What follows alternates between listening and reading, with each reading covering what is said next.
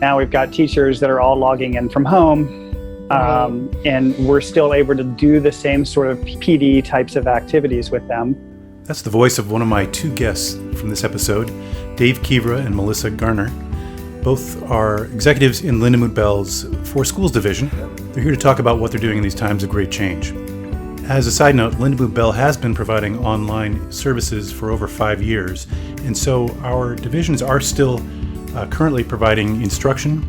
The learning centers, the academy is still up and running, providing curriculum in an accredited school setting, and Lindamood-Bell for Schools is providing workshops, coaching, and other professional development. I have with me two executives from our Lindamood-Bell for Schools division, Melissa Garner, the co-director of that division. Hi, Melissa. Hi, Dave. And Dave Kiyvyra, the Director of Development for Lindamood-Bell for Schools.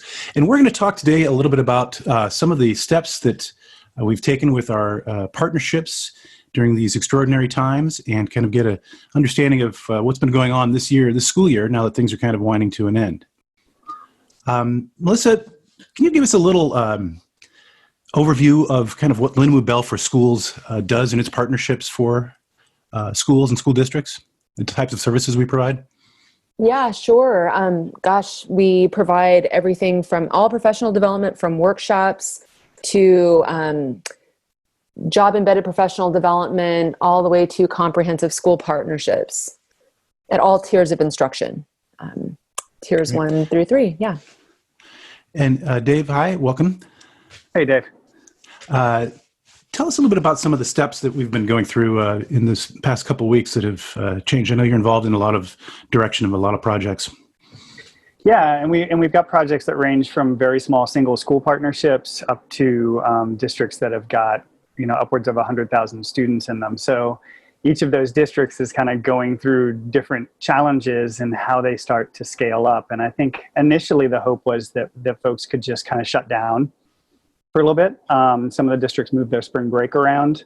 As we've grown in our understanding of the scope and duration that this is likely to take, districts have started to emphasize that, they want to ensure that their teachers are teaching and are engaged in when they're not able to kind of face-to-face teach over the internet with their students, that they are engaged in some professional development and seeing some growth of their own. And so we've really tried to tackle those two pieces. And first, by helping our teachers, they've all obviously completed initial workshops in our partnering districts. And so the next thing that we have them do is go into what's called the Imagery Language Connection, which is our online platform in which teachers can participate in forums, and there are live and recorded PLC meetings in there, and there are next step courses that they can earn continuing education units for completing. And so that was kind of the initial no-brainer. Hey, let's get everybody into that community and get them started with a little bit of learning as we start to try to figure out how can we best try to provide instruction to students. And let's back up a little bit, and maybe one of you can explain how the workshops specifically, what they are and how they take place. Yeah, I was just thinking about how, we've been offering online services for a long time, but this has really forced us to kind of look at how we can make this accessible to all. So the workshops themselves, while the format might be different in person or online, the content's the same. It's live, even if it's online, highly engaging. But it's an overview of each of our programs, ranging around 13 hours of content for our 2-day events, which, doing them online breaks that up differently, of course. But just a general overview, introduction to the steps of the programs, lots of practice time, lots of engagement. What are those programs exactly, and what do they specifically address? Yeah, that's a great question. So we have all of our methodology is based on a theory of cognition, dual coding. So we actually have a couple of decoding programs. Seeing Stars is our go-to for decoding word recognition, fluency, spelling. Visualizing and Verbalizing is our comprehension program. We also have the LIPS program, which really addresses phoneme awareness, phonology, fluency as well. And we have a math program on Cloud9. And we also have a Talkies program, which is a primer to our visualizing and verbalizing program, which really it's in the name, Talkies. So it's talking sentences, talking words, again, all based on that same methodology, that dual coding theory. So if I'm a teacher and I sign up for this, you're saying it's not just a list of videos where I go to a site and it's kind of not an on-demand sort of watch when I want to. It's an actual engaged, like live workshop. That's right. Right. And so the workshop does come with the kit materials. So the materials get sent to teachers. They've got them there. The workshops themselves are live and fully interactive. When it comes time to practice, they go into a breakout room with another teacher and they practice with them. They receive feedback on that, and then they come back to the larger group as a whole. And so how long are these workshops, time-wise? So Seeing Stars is about 13 and a half hours of seat time, and Visualizing and Verbalizing is the same. And those are, as Melissa was describing, kind of our two core programs that most teachers are utilizing when they're in school with students. So they're using Seeing Stars for decoding, and they're using Visualizing and Verbalizing to develop language comprehension. And so this is spread out over the course of several days, I would imagine. Correct. Yep. Yeah. And they're regularly scheduled, or is it something that people sign up for and then you arrange? So they're both. They're actually regularly scheduled and available to the public. And then we also provide in-service workshops in those, in which we have a little bit more flexibility in scheduling. And then that would be just for a district's staff themselves. And around that, we try to build in, a better understanding of what the district's literacy goals and expectations are for implementation. So that we can talk about that throughout the workshop. And then that helps us as we follow up from that workshop, both in terms of helping teachers go directly into that imagery language connection community that we talked about before, and then also use those workshops as a springboard into providing job-embedded professional development, which we provide virtually, and that's what a lot of our districts do, as I was discussing earlier. And as a teacher, what do I walk away from this workshop able to do? So the expectation is that you'll be able to leave the workshop and be able to implement the program. And you'll be getting a letter of completion that discusses that. And you'll have the kit materials, so you'll be ready to go and hit the ground and start implementing the program with your students. And is this something where I can get CEUs or professional credits? Yes, both. So you can get CEUs. You can also, instead of the CEUs, you can actually get some graduate credit. Great. And we have ongoing projects. You mentioned kind of a breadth of types of partnerships we have from just providing these workshops. What's the high end of involvement that we have with the district? And maybe give us an idea of what's it look like if I were to walk onto one of those campuses? So a comprehensive school partnership is kind of the most in-depth form of implementation that we have in working with a district. And so that is where we're looking to help a district build a sustainable implementation of Lindamood-Bell. And to get there, we really are helping them build capacity within their district. And so we're looking very strategically with them at who are we going to provide initial workshops to, and then who are we going to continue to do job-embedded professional development with and instructional leadership development with. And as we continue to work with those teachers, one of the things that we work on is helping them take a look at their data and use some deeper dive data assessments that they may not typically use in order to help group their most at-risk students. And measure typically, let me interrupt you if I may. Yeah. Is this typically, what type of teacher? Elementary, special needs, secondary? What's the biggest base? For the specifically around taking a deeper dive into the data, typically we're looking at special education and tier 3 students that would be needing to get that deeper dive of assessment. Having said that, so those are the most needy students. Yep. Having said that, we obviously are. The programs are implemented in tier 1 settings, especially in K through 2, both as a form of preventative instruction, so for the benefit of all students, but also to begin and to tier 1 being a whole class setting, just a regular general class. Yeah, thanks.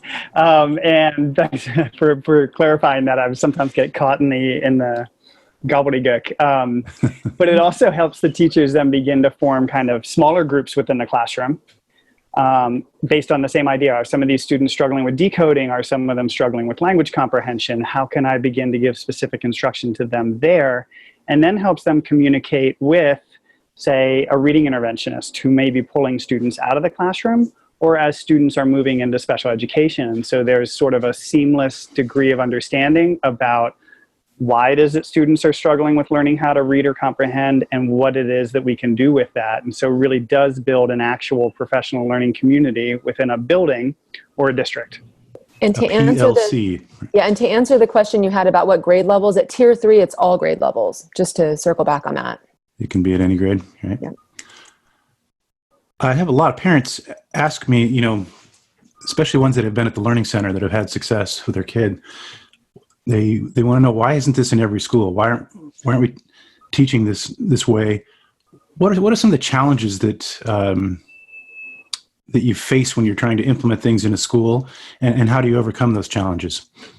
Yeah, a lot of challenges have to do with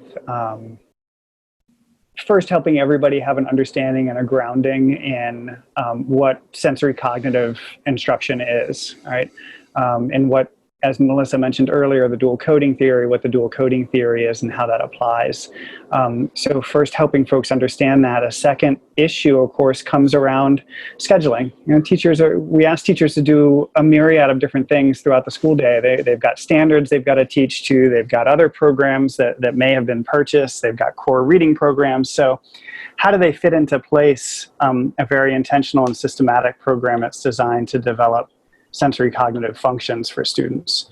That can be really tricky.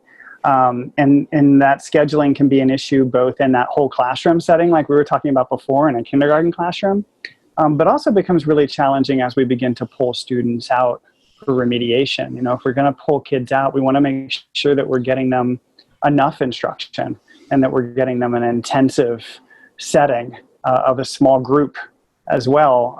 And so that can be really challenging to help a district do. And that's why we try to take a look at a district's data as a whole, and then help them think about how they can most efficiently and effectively utilize staff, and how instruction can align with standards as well.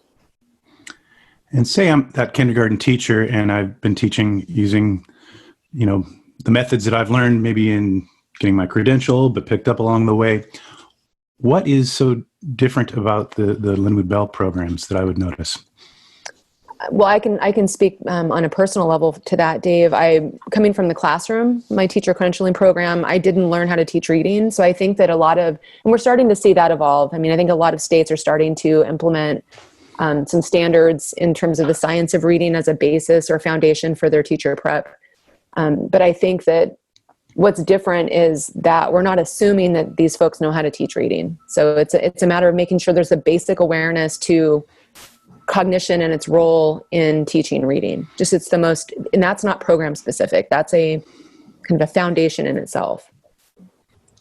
We've talked about workshops. I know you have projects where we have ongoing kind of consulting help, where you help further teachers' professional development. Let's dive back into that ILC, the Imagery Language Connection community a little bit. Tell me a little bit more about this. Who is this for? You've gone through the workshop. Is it before you get into the classroom, after? What do we do? So the idea really is for the whole spectrum, right? So teachers can enter the Imagery Language Connection directly after taking a workshop. And that's fantastic. Really, I think it's going to be helpful when they have begun to sit down and start to implement the program with their students, right? Because if you think about how professional development models historically have been, they're designed to be teachers take a workshop. The expectation is, X number of days later, they go back to the classroom and they're expected to be able to implement the program with fidelity with their students. And the reality is, as great a workshop as it may have been, teachers go back and all of a sudden they're met with the reality of their students and trying to implement this program that they just learned. And what do I do when my students are making mistakes and things aren't going just like I imagined they were going to be? How am I supposed to continue my learning? There isn't anything there.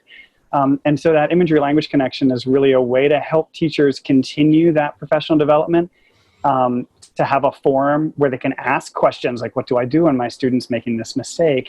And we designed it intentionally with some courses in there on things like error handling, so teachers can learn what they're supposed to be doing when a student's making a mistake.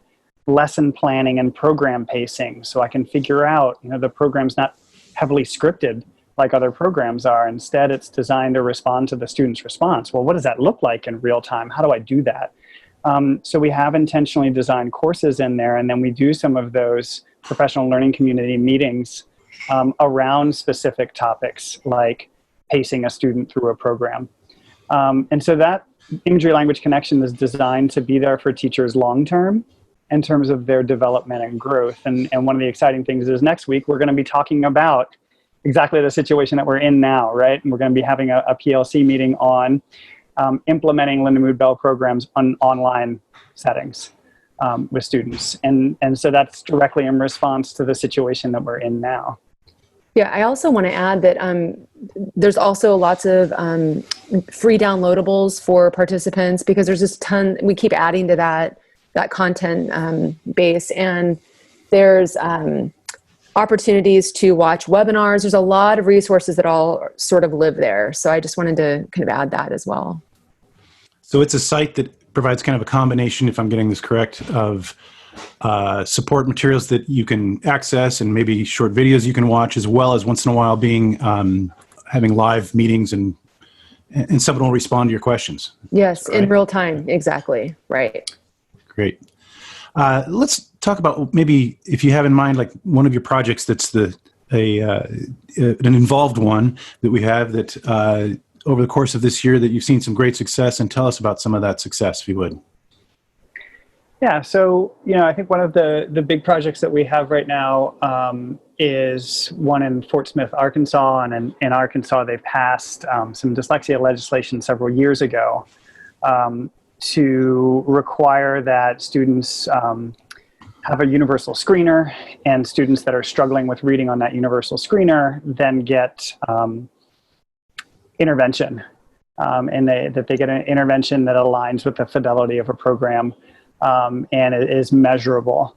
And that's been an ongoing project with us for the last 3 years. What we've seen is obviously some really significant changes with the most at-risk populations of students, and that being in that district, special education students. They have a high English language learner population. The majority of schools are Title I. And they have a lot of students receiving intervention for having characteristics of dyslexia. And so we've seen fantastic gains in terms of students' small group performance there. But, all of that intervention is kind of playing catch up in essence, right? You've got all these students who are really struggling and they're getting to these intervention groups. Well, how do you deal with that problem long-term? Long-term, what you need to change is what's happening in kindergarten, first and second grade, so that you're not seeing that huge number of students. And so you kind of get your triage and you've got your preventive piece going at the same time, huh? Yeah, and when we've looked at their universal screener data, what we noticed from September 2017, when we first started to partner with them, is that they had almost the same number of students scoring in the highest tier on that assessment as they did the lowest tier. And that's kind of a crisis point, right? Because that means capacity-wise, how are they going to serve intervention to all of those students? And so we began by training K through 2 teachers and then helping to provide job-embedded professional development virtually to them.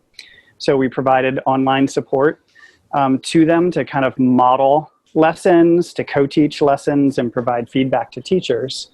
And as those teachers' skills have really grown and they've continued to implement these programs, what we've seen over time is far more students. I think the increase in the number of students scoring in the highest tier has been up by over 600 kids, and they've dropped by almost 500 or 600 kids, the number of students needing reading intervention over the course of a little bit over 2 years now. So it's been really excited to see that trajectory happen. And obviously, as we're shifting now, I think one of the things for us is the way that we've always supported that district has been virtually. And we're live and on a screen and interacting with their students and their teachers in real time. to, as I mentioned before, model a lesson or co-teach a lesson. And so for us, from where we sit, all of these changes have occurred. They haven't changed how we provide professional development to our districts. What districts are having to do, of course, is change how they provide instruction to their students. And so it's been interesting. It's been challenging. Obviously, in a million ways, this has been a really hectic week. But it's been comfortable in the sense that, at least for us, like, we're comfortable operating in this virtual sphere. What we're trying to do is help our districts figure out how that virtual sphere can best be utilized to help them support their students. And I think it's worth noting that we provide, I mean, even before this week, this is just like Dave said, this is our status quo with online PD, is we provide thousands and thousands and thousands of hours of professional development virtually every year with this district. So it's such a, it's kind of a good place to be, because we're not, we're used to this. This is how we operate. So it's noteworthy for sure.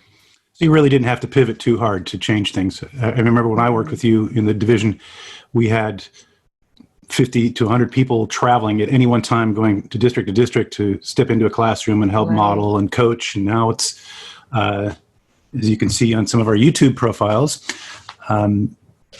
we have everything from just using a laptop to having like a pad, a tablet on wheels that travels around from classroom to classroom as well. Yeah. So it wasn't too big of a change for you.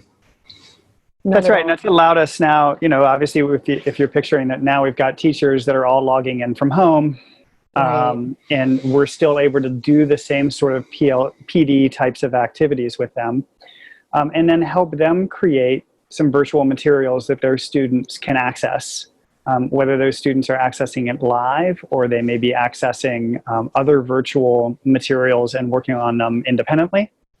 And then helping teachers figure out a way to track whether students have done the work and what their, how they've done with that work, and then change their lessons in response to that.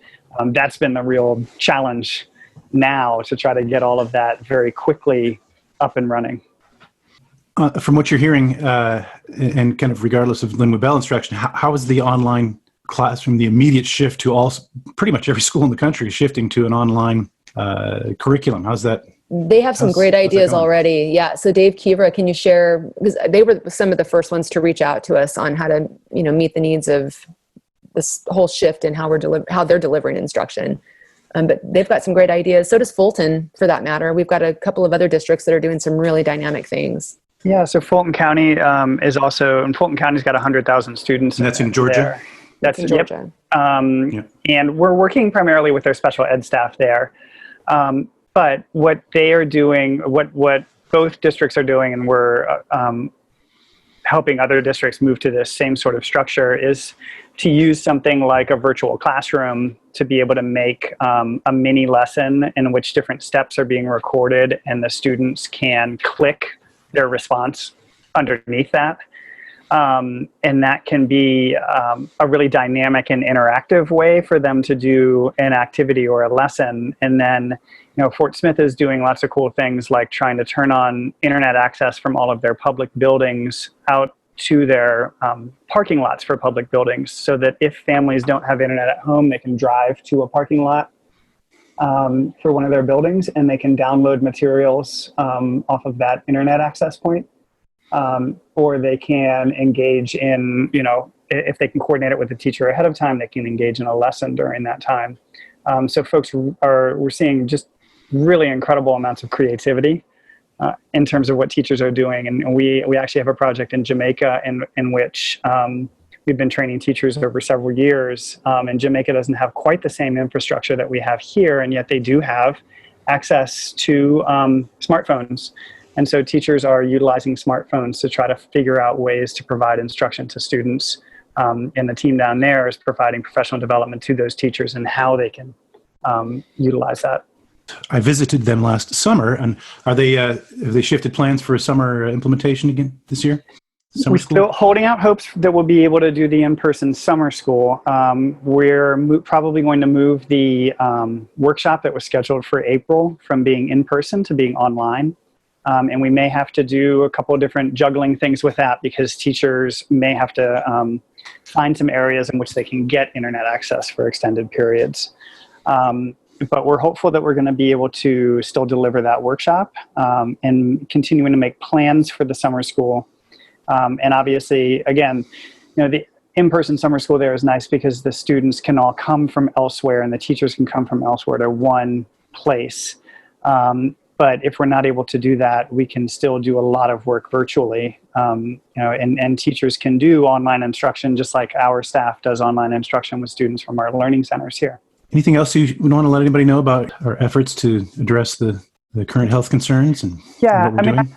I think it's an evolving situation, right? So what I was describing before was that, teachers are, at first, I think folks were hoping things would just kind of be able to restart quickly. I think the next iteration is folks are trying to figure out what kind of packets they can deliver for students, for the students to work on independently. The next iteration is going to be how do we deliver more interactive online instruction for students. And so I think we're going to see that build over time. And that means that folks like Lindamood-Bell, we really want to support our folks in the field, whether they have just taken one of the initial workshops or they are in one of those comprehensive partnerships, in how to have access to materials that can help them provide instruction to students. And of course, parents be able to provide instruction at home to their own kids. Yeah, and I think the only other thing I would add to that is that we're really trying to, all of the great things that Dave Kiyvyra just described in what some of the school districts that we partner with are doing already. We're going to try and harness some of those best practices and communicate those to people that we're not even partnering with. We want to make sure that everyone out there has access to these ideas too. So where does one go to contact you in the Lindamood-Bell for Schools division? You go to lindamood-bell.com and you click on the For Schools tab and you'll have all the information you need for all of these resources. Great. Well, Melissa, David, thank you so much for joining me. Take care of yourself. Awesome. Thanks, Dave. Thanks, Dave. As a reminder, Lindamood-Bell is providing services online via our learning centers, the Academy, and in the Lindamood-Bell for Schools. You can find us on YouTube, Instagram, Facebook, and lindamoodbell.com. We are Lindamood-Bell.